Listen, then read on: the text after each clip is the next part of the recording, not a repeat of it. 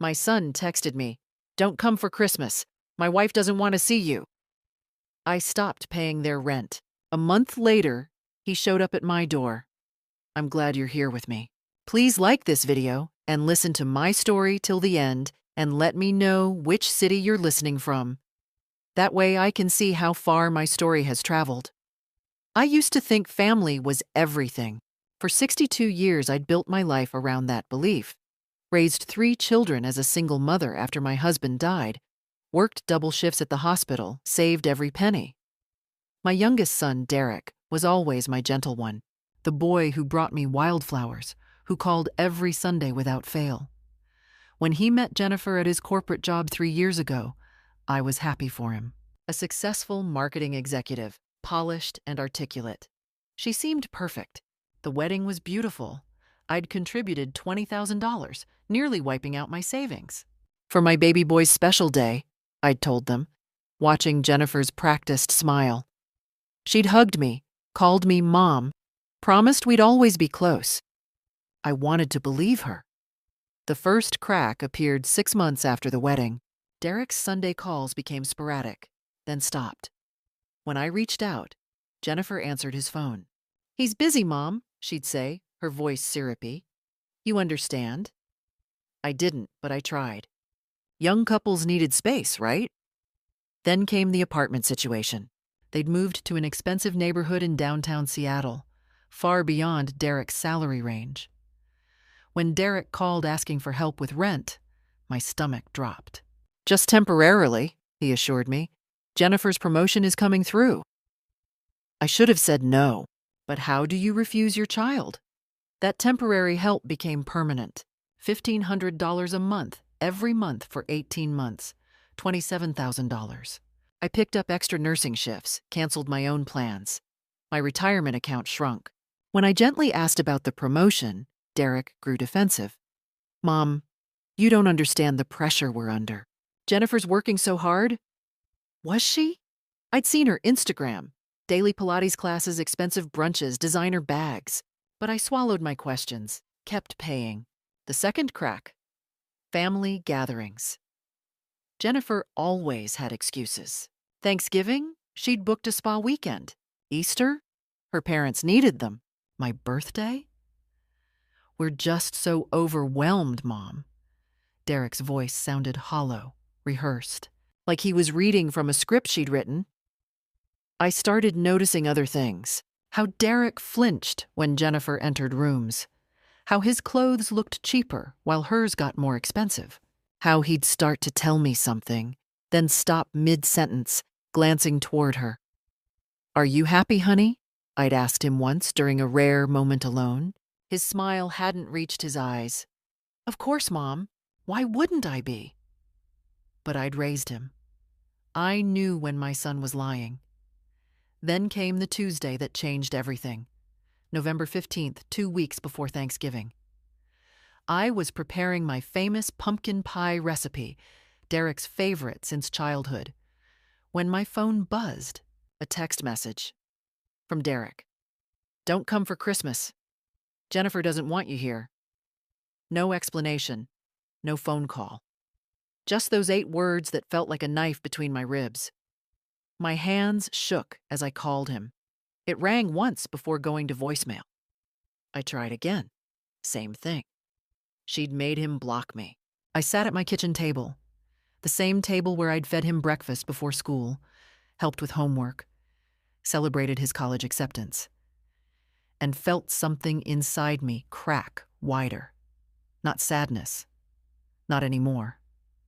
Anger. Cold, crystalline anger. I pulled up my banking app and stared at the automatic payment scheduled for December 1st. $1,500. Payment number 19. I thought about all those shifts. My aching feet, missed holidays, the retirement I was supposed to be enjoying. For what? To be discarded like trash? To be blocked by my own son? My finger hovered over the cancel payment button. How had it come to this? When had my generous son become this stranger who let his wife dictate who deserved basic respect? When had I become so desperate for his love that I'd funded my own exclusion from his life? I thought about calling again, begging, explaining that I just wanted to see him, that I missed him, that family should mean something. But I'd done enough begging. I pressed cancel. Then I canceled the automatic payment entirely. If Jennifer wanted to isolate my son, she could do it without my money. If Derek wanted to choose her over his mother, over the woman who'd sacrificed everything for him, he could face the consequences of that choice. My phone buzzed again. Another text from Derek's number, but I knew it wasn't him writing. "We need to talk about boundaries. You're too involved in our lives." I laughed, a bitter, broken sound in my empty kitchen. Too involved? I was paying their rent. Not anymore. The first night after canceling the payment, I couldn't sleep. I lay in bed staring at the ceiling, my mind racing through calculations I should have done months ago. $27,000. $27,000 that could have been my new roof, the one that leaked every time it rained. That could have been the hip replacement my doctor recommended. That could have been visiting my daughter in Arizona, meeting my other grandchildren more than once a year. Instead, it had funded Jennifer's lifestyle while she systematically erased me from my son's life. I got up at 3 a.m. and spread my bank statements across the dining table. The evidence was worse than I'd thought. Beyond the rent, there were emergency transfers, $800 for car repairs that I now suspected never happened, $1,200 for medical bills when Derek's insurance should have covered everything, $600 for work clothes for Jennifer's important meetings, $37,000 total. My hands trembled as I highlighted each transaction. I'd been so stupid, so desperate to stay connected to my son that I'd let them bleed me dry. But this wasn't just about money anymore. This was about what Jennifer had done to Derek, turning my kind, thoughtful boy into someone who could send that text message without even a phone call. That's when the fear crept in. What if Derek never spoke to me again?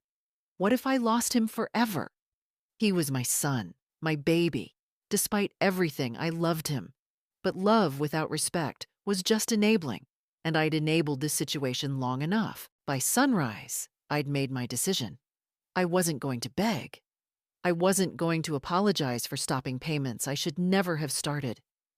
I was going to document everything, prepare for whatever came next, and, most importantly, I was going to find out exactly what Jennifer had been doing with my money. The first step was easy. I called my bank and requested detailed transaction records for the past 2 years. "I need everything," I told the representative. "Dates, amounts, notation fields. I'm building a case."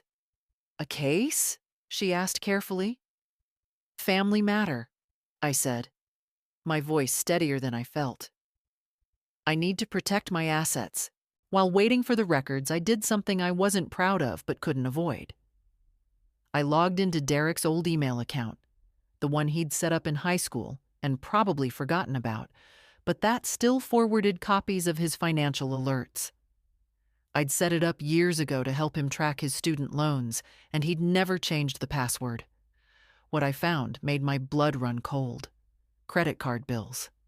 Thousands of dollars charged to cards I didn't even know existed. Luxury retailers, high-end restaurants, spa packages, all under Derek's name, but the billing address was their apartment, the apartment I was paying for. And the payment history? Minimum payments, barely keeping them afloat. They weren't just living beyond their means. They were drowning in debt. My $1,500 a month wasn't helping them get ahead. It was barely keeping them from going under. And Jennifer, based on the merchant names, was spending like she had unlimited funds. My son was in financial ruin, and I'd been unknowingly funding the woman who'd orchestrated it. I screenshot everything, created a folder on my computer. Derek, financial documentation. Backed it up to a flash drive. This wasn't paranoia. This was preparation. That afternoon, I called my friend Margaret, who'd gone through a messy situation with her own daughter-in-law years ago. I need advice, I told her, my voice cracking slightly. Not emotional advice. Practical advice. Margaret didn't sugarcoat it. Document everything, every text, every payment, every interaction. If this gets ugly, and it probably will, you need evidence. And Rita, you need to accept that Derek might hate you for this. He might choose her. I know, I whispered. But here's what you need to understand. If you don't act now, you'll lose him anyway. He'll just take your money while he goes down. Sometimes the hardest thing a mother can do is let her child face consequences. After we hung up, I drafted a careful text message to Derek. I love you. I will always love you, but I can't continue the current financial arrangement. The December payment has been canceled. If you want to talk, I'm here. But I won't communicate through Jennifer anymore. This is between us. Mom. I read it 50 times before sending. His response came 3 hours later. You're really doing this before Christmas? My heart broke a little, but I typed back, You really uninvited your mother to Christmas via text? No response. The silence was answer enough. I sat in my kitchen, the winter sun setting early, and realized I'd just crossed a line. There was no going back now. Either Derek would wake up and see what Jennifer was doing, or I'd lose him completely. But at least I'd stop losing myself. 3 days after I sent that text, I made an appointment with an attorney. Not because I wanted to sue my own son. God, the thought made me sick. But because I needed to understand my legal position. What if they tried to claim I'd promised them money indefinitely? What if Jennifer convinced Derek to take legal action against me? I chose Patricia Hendricks from the recommendations Margaret gave me. Her office was modest but professional, and she listened without judgment as I laid out everything. The payments, the texts, the credit card debt I'd discovered. Do you have any written agreements about this money? Patricia asked, her pen poised over her notepad. No, it was family help, verbal only. Good. That means legally it was a gift. You have no obligation to continue. She leaned forward. But Rita, I need to ask, are you prepared for them to fight back? Because they will. People who've been receiving money for this long don't let it go easily. What can they do? Harassment? Manipulation. They might threaten you, spread stories to other family members, try to paint you as the villain. Your son might say terrible things to you. Can you handle that? Could I? I thought about Derek's little boy face, how he'd held my hand crossing streets, how he'd cried in my arms when his father died. But that boy was gone. The man who'd sent that Christmas text was someone I didn't recognize. I can handle it, I said. What I can't handle is watching this continue. Patricia nodded approvingly. Then here's what we do. First, I'm going to draft a formal letter documenting that all financial support has ended as of December 1st. This protects you legally. Second, I want you to keep recording everything. Texts, calls if you record them with notification, emails. Washington is a two-party consent state, so be careful. Third, do not engage in hostile communication. Stay factual, stay calm. What if they show up at my house? Document it. If they become threatening, call the police. I know that sounds extreme. It doesn't, I interrupted. Not anymore. I paid her retainer from my dwindling savings and left with a folder of documents and a strange sense of relief. I wasn't crazy. I wasn't cruel. I was protecting myself. The letter went out certified mail on December 5th. I tracked it obsessively. Delivered December 7th, signature required, Derek signed for it himself. For 2 days, nothing happened. Then, on December 9th, my phone exploded. 7 missed calls from Derek's number. Then Jennifer's number, one I'd deleted but still recognized. Then Derek again. Text messages flooded in. How could you do this? We're going to lose our apartment. You're destroying our lives. Is this about Christmas? Are you really that petty? I sat on my hands to keep from responding immediately. Patricia had been clear. Don't react emotionally. Let them spiral. But the messages got worse. Jennifer's pregnant. You're going to let your grandchild be homeless?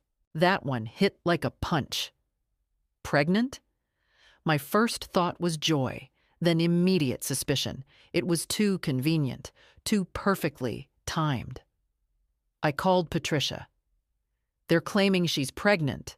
Manipulation tactic. Even if it's true, it doesn't obligate you to financial support. Stay firm.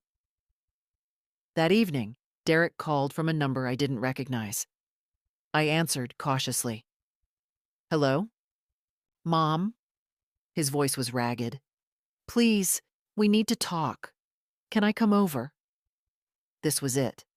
The moment I'd been dreading and hoping for.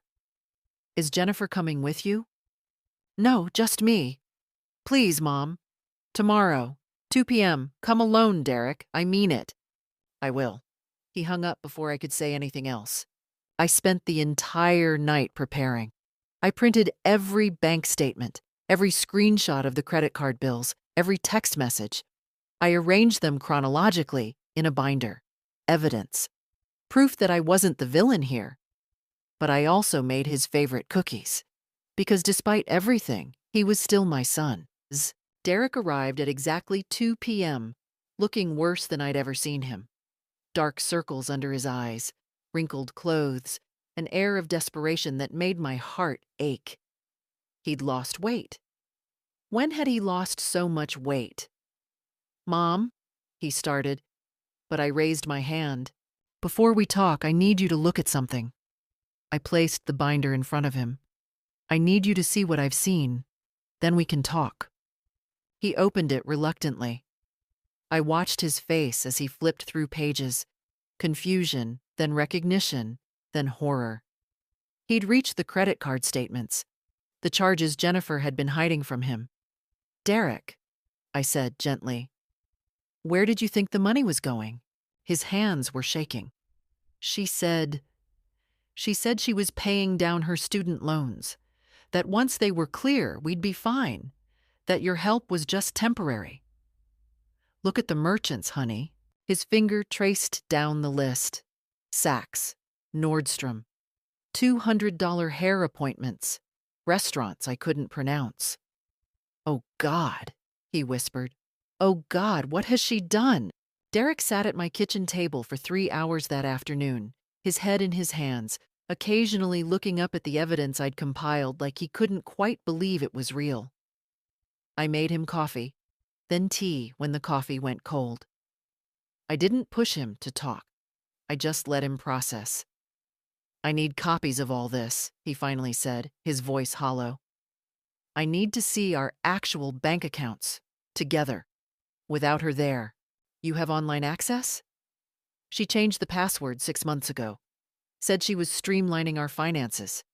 I was so busy at work, He looked at me with devastated eyes. Mom, how did I let this happen? Manipulation is slow, I said gently. It doesn't happen all at once. It's little compromises, little changes, until one day you wake up and don't recognize your own life. He nodded slowly. I need to go to the bank tomorrow. Get new login credentials. She can't know I'm doing this yet. Derek, listen to me carefully. If she's been hiding this much, you need to protect yourself legally. Talk to a lawyer before you confront her. Confront her? He laughed bitterly. I have to divorce her, Mom. I have to... God, how did I marry someone like this? We talked until sunset. I fed him dinner. Real food. Not the takeout containers I suspected filled his life now. He told me everything. How Jennifer had slowly isolated him from friends, always with reasonable excuses. How she'd convinced him I was overbearing and controlling. How every time he questioned an expense, she'd cry or get angry or make him feel like he was attacking her during a difficult time. "And the pregnancy?" I had to ask. His jaw tightened. "There is no pregnancy. There hasn't been. We haven't been intimate in 4 months, Mom. She just knew that would make you feel guilty." The manipulation was even worse than I'd thought. Derek left at 8 p.m. with copies of everything, a plan to visit the bank, and the number for Patricia Hendricks. He hugged me at the door. Really hugged me. Not the stiff, obligatory embraces of the past 2 years. "I'm sorry, Mom," he whispered. "I'm so sorry. We'll fix this," I promised. "Together." But I'd underestimated Jennifer. 2 days later, she appeared at my door. I opened it to find her perfectly made-up designer purse over her shoulder, her smile sharp as broken glass. "Rita, we need to talk." "I have nothing to say to you, Jennifer." "Oh, I think you do." She pushed past me into my house, and turned to face me. "Derek told me about your little evidence collection. Very resourceful. But here's what you don't understand. If you pursue this, if you turn my husband against me, I will destroy you." My heart hammered, but I kept my voice steady. "Get out of my house." "Not until you understand the situation. I have texts from Derek saying terrible things about you. I have recordings of him complaining about how demanding you are. I'll make sure every member of your family knows what a controlling, manipulative mother you are. Your daughter, your other grandchildren, they'll never want to see you again. Those recordings would be illegal in Washington state without consent." Her smile faltered slightly. "You've been talking to lawyers. How clever. But Rita, lawyers cost money. Can you really afford a legal battle? You're already so financially strained from being such a generous mother." The mockery in her voice made my blood boil, but I thought of Patricia's advice. Stay calm. Stay factual. "Jennifer, you have 30 seconds to leave my house before I call the police. And tell them what? That your daughter-in-law came to talk. Please." But she was moving toward the door. "Derek won't leave me. Even if he sees those records, even if he knows everything. He won't leave. He's too weak. He needs someone to make decisions for him. That's what you never understood about your precious son. He's pathetic. Get out." She left, her heels clicking on my porch, but turned back at her car. "Oh, and Rita? That $1,500 a month? Consider it back rent for all the years you tried to control Derek's life. We earned every penny." I closed the door and locked it, my hands shaking. Then I immediately called Derek. "She was just here. She threatened me." "What?" "Mom, I'm coming over." "No, stay where you are. I'm fine. But Derek, she's dangerous. You need to move faster on this." "I met with your lawyer today. She's drawing up separation papers. Mom, I'm moving out this weekend. Can I stay with you for a while?" "Always, honey. Always." After Derek hung up, I poured myself a rare glass of wine and sat in the silence of my home. My hands were still trembling slightly. Jennifer's words echoed. "He's pathetic. We earned every penny." But she'd made a mistake. She'd shown her true face, and she'd done it in a moment of panic, which meant Derek's actions were working. She was scared. Good. I took the next 3 days off from work, something I never did. I needed to rest, to prepare emotionally for what was coming. I gardened, read books, took long baths. I called my daughter in Arizona and told her everything. She was appalled, but supportive. "Mom, I'm proud of you," she said. That took courage. Courage. I'd never thought of it that way. But maybe standing up to your own child's terrible choices was the hardest kind of courage there was. By the time Derek showed up on Saturday morning with 2 suitcases and a broken expression, I was ready. Derek moved into my guest room on Saturday afternoon. Watching him unpack his meager belongings, she'd kept everything else, he said, to avoid a scene broke my heart. This was my son who'd once had his own apartment, his own life, his own confidence. Now he was starting over at 34 with 2 suitcases and a broken marriage. But he was safe. That's what mattered. The first few days were quiet. Derek went to work, came home exhausted, and we'd eat dinner together like we used to when he was young. He didn't talk much about Jennifer, but I could see him processing, slowly emerging from the fog she'd kept him in. Then, on Wednesday evening, Jennifer started her campaign. It began with text messages to Derek's phone, which he'd shown me because we'd agreed on complete transparency. "Baby, I miss you. Please come home. I know your mom is poisoning you against me. I'm sorry about the credit cards. I have a shopping addiction. I'll get help. I can't believe you're choosing her over your wife." Each message more manipulative than the last. Derek's jaw tightened as he read them, but he didn't respond. Patricia had advised him, no contact except through lawyers. But Jennifer wasn't done. On Thursday, she called me from a blocked number. I'd been expecting it and recorded the call with the automated notification that Washington law required. "Rita, this is cruel. He's my husband. And he's my son. He made his choice, Jennifer. Because you manipulated him. You showed him things out of context. Those credit card bills, I can explain all of them. Then explain them to a judge during divorce proceedings." Her voice changed, softened, became almost pleading. "Please. I know we got off on the wrong foot. I know I made mistakes. But I love Derek. I really do. Can't we work this out? All of us like a family?" It was a good performance. If I hadn't seen her venomous face at my door, hadn't heard her call my son pathetic, I might have wavered. "No, Jennifer. Rita, I'm begging you, mother to future mother." A calculated pause. "I know I lied about being pregnant before, but I'm not lying now.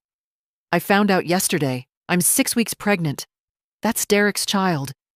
You'd really keep a father from his baby?" My blood ran cold, but my voice stayed calm. "If that's true, Derek will support his child through proper legal channels and custody arrangements, not by being trapped in an abusive relationship." Abusive? I never touched him.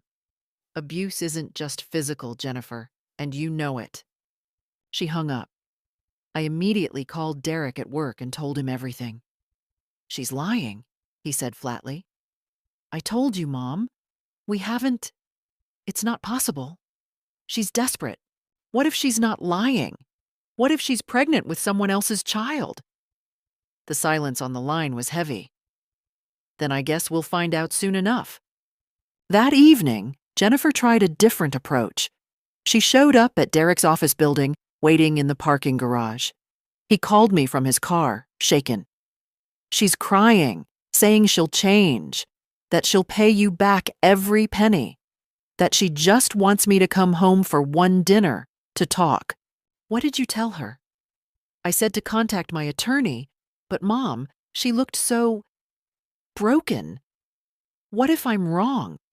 What if she really will change?" Here was the test. The moment where Jennifer's years of manipulation could still work. Where my son's compassion, the quality I'd raised him to have, could be weaponized against him. "Derek, listen to me. People who genuinely want to change don't ambush you in parking garages. They don't lie about pregnancies. They don't threaten your mother. They respect boundaries and work through proper channels. Jennifer isn't sorry she did these things. She's sorry she got caught. I know you're right. It's just hard." "I know it is, honey, but you're doing the right thing." After that call, I realized Derek needed more support than just me. He needed to know he wasn't alone, that his decision was valid. I reached out to his old friends, the ones Jennifer had slowly phased out over the years. I called Tom, his college roommate, and explained everything. Tom was furious. "We tried to tell him," Tom said, 2 years ago. She threw a fit. and Derek stopped returning our calls. Can I see him? He'd like that, I think. Tom came over that Friday night, bringing their mutual friend, Marcus. The three of them sat in my living room, drinking beer, talking. I heard Derek laugh, really laugh, for the first time in months. Man, we missed you, Marcus said. We thought we'd lost you. You almost did, Derek admitted quietly. Later that night, after his friends left, Derek hugged me in the kitchen. Thank you, Mom, for not giving up on me, even when I gave up on you. Never, I whispered. I could never. For the first time since this nightmare began, I felt hope. Derek was building a support system. He was seeing clearly. Jennifer's manipulation was losing its power. But I knew this was just the eye of the storm. She wouldn't give up this easily. She'd try again, probably harder. But this time, Derek would be ready. And so would I. Sunday afternoon, 2 weeks after Derek moved in, the doorbell rang while we were making lunch together. I looked through the peephole and froze. Jennifer stood on my porch, but she wasn't alone. A middle-aged woman stood beside her, well-dressed, carrying a casserole dish, smiling warmly. Jennifer's mother. Derek, I called. Your mother-in-law is here with Jennifer. His face went white. I'm not talking to her. I know. Stay here. I opened the door but kept the screen locked. Hello, Jennifer. Mrs. Patterson. Jennifer's mother, Carol, stepped forward with her practiced smile. Rita, please. We just want to talk. No drama, no fighting. We're family, aren't we? She lifted the casserole. I brought lunch. Can we come in? Every instinct screamed no, but I was curious. What was Jennifer's strategy now? You can come in, Carol. Jennifer stays on the porch. Rita, that's hardly... Carol began. Those are my terms. Jennifer's mask slipped for a moment, a flash of rage, then smoothed again. It's fine, Mom. Go ahead. I'll wait out here. Red flag. She was letting her mother do the manipulation. I opened the door for Carol, watching Jennifer carefully as she settled onto my porch chair, pulling out her phone with exaggerated patience. Carol set the casserole on my counter with the familiarity of someone who belonged, which immediately irritated me. Rita, Derek, thank you for seeing me. I know this situation has become complicated. Complicated, Derek repeated flatly. Is that what we're calling fraud and manipulation now? Carol's smile stiffened. Derek, honey, I think there's been some misunderstanding. Jennifer made some mistakes with money, yes, but marriages go through rough patches. You work through them. You don't just abandon your wife because things get difficult. She stole from my mother, Derek said. $37,000. Stole? That's a strong word. Your mother gave that money willingly. Jennifer may have mismanaged it. May have, I interrupted. Carol, I showed Derek the credit card statements, the luxury purchases, the spa treatments, the shopping sprees, all while they were supposedly struggling with bills. Carol waved her hand dismissively. Jennifer has always liked nice things. Is that a crime? She works hard. She deserves to treat herself. And Rita, with all due respect, you offered that money. No one forced you. The gaslighting was masterful. Make me doubt my own reality, my own generosity twisted into obligation. I offered temporary help, I said carefully, not permanent funding for a lifestyle she couldn't afford.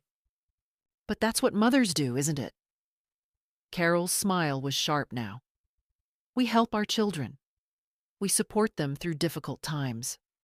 Unless, she turned to Derek, unless we're using money to control them, to make them dependent on us, to keep them from their wives. That's not what happened, Derek said, but I heard the doubt creeping into his voice. Years of Jennifer's conditioning, reinforced now by her mother. Carol stood, moving to Derek, placing a maternal hand on his shoulder. Honey, I know your mother means well, but has she always been a bit much? Always in your business?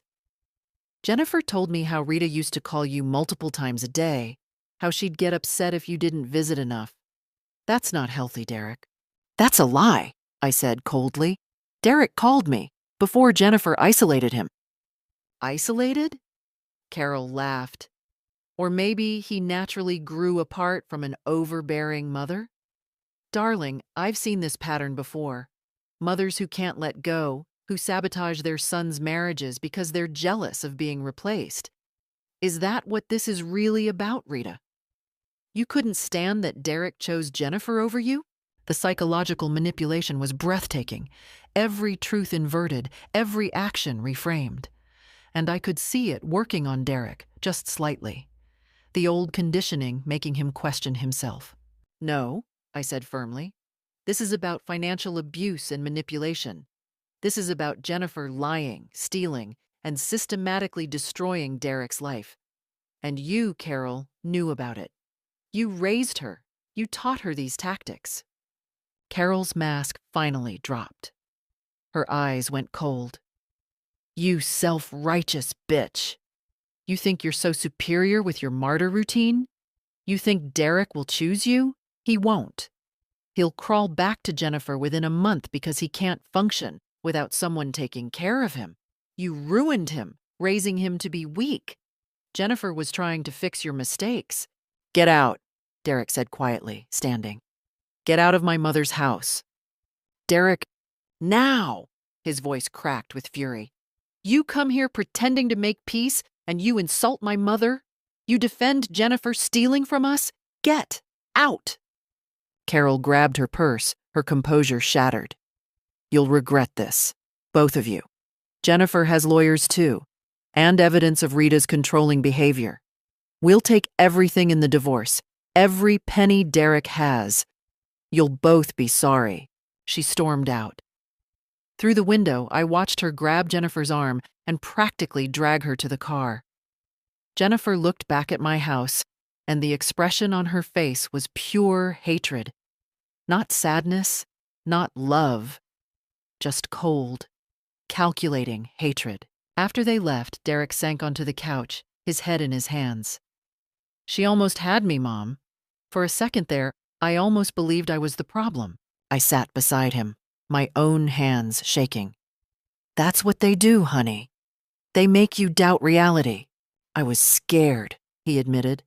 When Carol started talking, I felt like maybe I was crazy. Maybe I was wrong about everything. That's called gaslighting, and it's terrifying, but you saw through it. He looked at me with exhausted eyes. What if they come back? What if this gets worse? I thought about Carol's threats, Jennifer's face, the legal battles they were promising. Fear rippled through me. But underneath the fear was something stronger, something cold and determined. Let them come, I said. We have truth on our side. And I'm done being afraid of bullies. Derek nodded slowly. Me too, Mom. Me too. But I saw him double-check the door locks that night, and I found myself doing the same. The court date for the preliminary divorce hearing arrived on a gray January morning. Derek's attorney, Patricia, had referred him to a family law specialist named Robert Chen, had warned us that Jennifer would make a scene. She'd filed counterclaims, emotional abuse, financial abandonment, undue influence from me. All lies, but lies that had to be addressed. I wasn't required to attend, but Derek asked me to come. I need you there, Mom. So I sat in the courthouse hallway, watching Jennifer arrive with Carol and a lawyer whose expensive suit screamed money. Jennifer had dressed carefully, modest clothing, minimal makeup, the perfect image of a wounded wife. She didn't look at me. The proceedings were supposed to be routine, division of assets, temporary support arrangements, scheduling. But Robert had prepared a surprise. He'd subpoenaed Jennifer's bank records, her credit card statements, even her employment verification. When we entered the courtroom, Judge Morrison, a stern woman in her 60s, reviewed the files with careful attention. Jennifer's lawyer stood confidently. Your Honor, my client simply wants a fair division of marital assets. Unfortunately, Mr. Garrett has abandoned the marriage under the influence of his mother, who has a documented history of controlling behavior. Mr. Chen? Judge Morrison looked at Derek's attorney. Your response? Robert stood calmly. Your Honor, I have extensive documentation showing Ms. Patterson systematically defrauded both her husband and his mother over an 18-month period. With your permission, I'd like to present evidence. Proceed. What followed was devastating. Robert methodically presented every credit card statement, every luxury purchase, every forged signature on joint account withdrawals that Derek never authorized. He showed the timeline of how Jennifer had changed banking passwords, how she'd intercepted mail, how she'd created a pattern of financial abuse while accepting money from me under false pretenses. Jennifer's face grew progressively paler. Her lawyer kept objecting, but the evidence was overwhelming. Then Robert delivered the killing blow. Your Honor, we also have Ms. Patterson's social media records. Posts showing luxury vacations, designer purchases, expensive restaurants, all time-stamped during periods when she was telling Mrs. Garrett and her husband that they were struggling financially and needed assistance. He projected Instagram images onto the courtroom screen. Jennifer at a 5-star resort. Jennifer with shopping bags from stores that cost more than Derek's monthly salary. Jennifer at a spa with the caption, "Treating myself because I deserve it." All dated within the period she was taking my money. Judge Morrison's expression hardened. Miss Patterson, stand please. Jennifer stood shakily. The confident mask was crumbling. Her hands trembled. Did you or did you not receive approximately $37,000 from your mother-in-law during your marriage? It was a gift, Your Honor, family support. And did you or did you not represent to both your husband and your mother-in-law that this money was needed for essential expenses? We did need it. For rent, Miss Patterson? Or for the $700 handbag you posted about in March? The weekend in wine country in April? The Botox treatments documented in your credit card statements? Jennifer's lawyer jumped up. Your Honor, my client's spending habits are not. Your client's spending habits are precisely relevant when she solicited money under false pretenses. Sit down, counselor. Judge Morrison turned back to Jennifer. Ms. Patterson, I've seen many cases in my career. This is one of the clearest examples of financial manipulation I've encountered. You systematically lied to your husband about your employment status. Yes, we verified that the promotion you claimed was pending never existed. You lied about your debt. You lied about your needs, and you financially abused both your husband and his mother. Your Honor, Jennifer's voice cracked. She looked at Carol desperately, but even Carol seemed speechless. Furthermore, Judge Morrison continued, the evidence shows you deliberately isolated Mr. Garrett from his family, controlled his access to marital finances, and when confronted, engaged in harassment and threats. I'm granting Mr. Garrett's petition for divorce. I'm also ordering you to pay back half of the money taken from Mrs. Garrett. That's $18,500, as it was obtained fraudulently. You have 90 days. Jennifer's face went white. I don't have that kind of money. Then I suggest you sell the designer items purchased with it. Additionally, I'm granting Mr. Garrett full access to all marital accounts and awarding him 70% of marital assets due to your fraudulent dissipation of marital funds. This isn't fair! Jennifer's composure finally shattered completely. He abandoned me. His mother poisoned him against me. You can't! Ms. Patterson, I suggest you stop talking before I hold you in contempt. Judge Morrison's voice was ice. This court recognizes financial abuse as domestic violence. You engaged in a calculated pattern of exploitation. You're fortunate Mr. Garrett isn't pressing criminal charges for fraud. Jennifer turned to Derek, tears streaming now. Real tears, not manipulative ones. Tears of rage and defeat. You bastard! You spineless, pathetic mama's boy! I gave you 3 years of my life. 3 years of lying, Derek said quietly. His voice didn't shake. 3 years of manipulation. 3 years of stealing from my mother while telling me she was controlling. I'm done, Jennifer.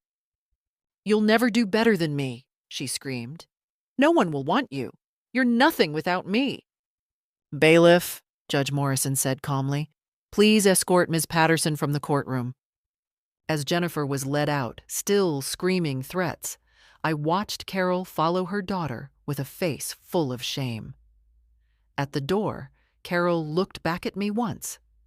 No words, just a look that said she knew.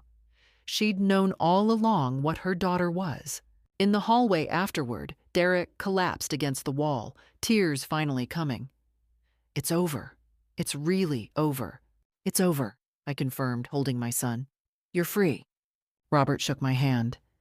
Mrs. Garrett, in 30 years of practice, I've never seen someone document a case so thoroughly. You saved your son. I just loved him enough to fight, I said simply. Through the courthouse windows, I could see Jennifer and Carol getting into their car. Jennifer was on her phone, probably calling someone, already spinning a new narrative, finding new victims. But Derek was safe. That's all that mattered. We walked out of that courthouse into the winter sun, and for the first time in 2 years, I felt my son stand up straight. The weight was gone. The fog was lifted. He was himself again. The 90 days Jennifer had to pay restitution came and went. No payment arrived, no contact, no explanation. Her lawyer stopped returning calls. On day 91, Robert Chen filed a motion for contempt of court. She's probably hoping we'll just let it go, Robert explained during our meeting in his office. Derek and I sat across from him, reviewing the next steps. That we'll decide $18,000 isn't worth pursuing, but I recommend we don't let this drop. Absolutely not, Derek said firmly. The transformation in my son over the past 2 months was remarkable. He'd gained back the weight he'd lost, started seeing a therapist, reconnected with old friends. The broken man who'd moved into my guest room was gone. She needs to face real consequences. The court agreed. Judge Morrison issued a bench warrant, and Jennifer was arrested for contempt. She spent one night in jail before Carol bailed her out. But the damage was done. Jennifer's carefully constructed image had shattered. Then the information started coming out through the legal discovery process. Jennifer had quit her job 8 months into the marriage, something she'd hidden from Derek completely. She'd been living entirely off his salary and my money. Her busy work schedule had been an elaborate fiction of fake emails and staged calls. But it got worse. Robert's investigator discovered Jennifer had done this before. A previous boyfriend in California had filed a restraining order against her for financial harassment. Another ex had taken her to small claims court over money she'd borrowed and never repaid. Jennifer Patterson wasn't just a bad wife. She was a professional con artist who targeted kind, successful men. Derek, Robert said carefully, there's something else. Jennifer's social media activity. After the court hearing, she started posting publicly about you. Defamatory statements, accusations of abuse. We can add this to the case. Derek read the posts with a clenched jaw. Jennifer had created a whole narrative online, painting herself as the victim of an abusive husband and his controlling mother. She'd posted pictures of herself crying, written long captions about narcissistic abuse and escaping toxicity. Her followers, people who didn't know the truth, were rallying around her, sending messages of support. She's trying to destroy my reputation, Derek said quietly. Yes, but she's also hanging herself.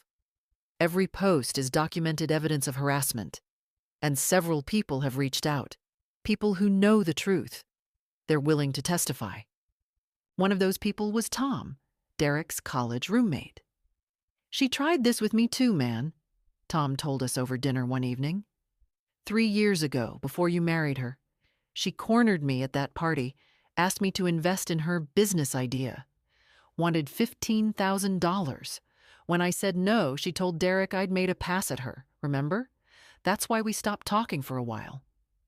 Derek's face went white. I thought.